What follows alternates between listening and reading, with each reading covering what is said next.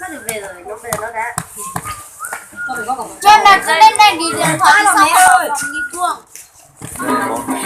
Ta đi trước hay đi thật.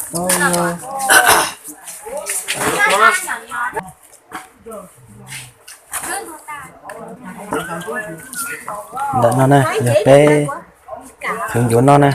Đẹp ơi là đẹp. Chả biết của ai nữa. Giờ bé hướng dẫn nó nè. Đây Không giờ sai nè. rồi. Không sai đâu, làm thế nào à? Nè. Cái này gì luôn rồi ai lấy Hướng dẫn nó. lấy cách Hướng dẫn nè. cái ai là cái gì hả? Ai? Ai kia đấy. Đây. Anh đang lên, xanh với tay. Anh nó thua rồi.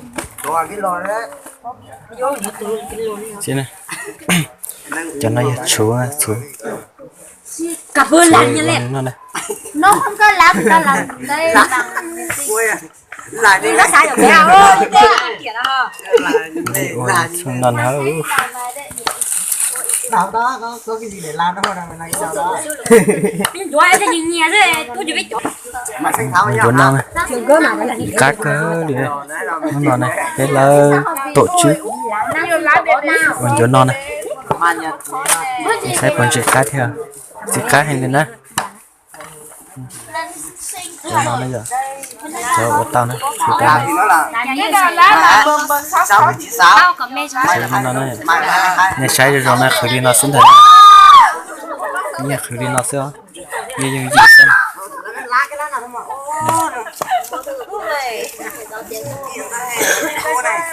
Nó xưa.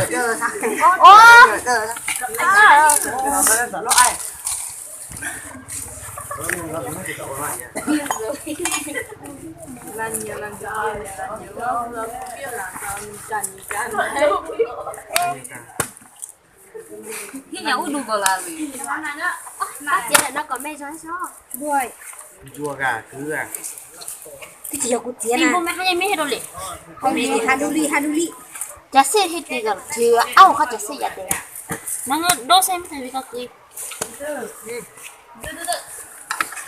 Cứ xuống chưa cứ. Chưa. Chỉ đạo tay à? Có một bà chả xe được sát chả gì. Nó làm nha thì không leo bài không lái đây. Đi làm gì? Đây sao chưa?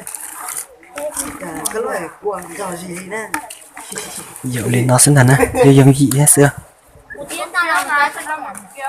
Thế này, xính chưa hả? Đẹp nhất tỉnh. Đẹp nhất tỉnh à? Tao có ra đấy. Đâu vô. Nọc lúc nào ơ. Con lưu luôn à. Con lưu. Nó có in tại cái gai thế này. Như là cái chủ yếu nó không không.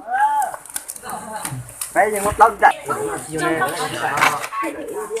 Em mua còn. Mua đen chỗ má thì mua đen.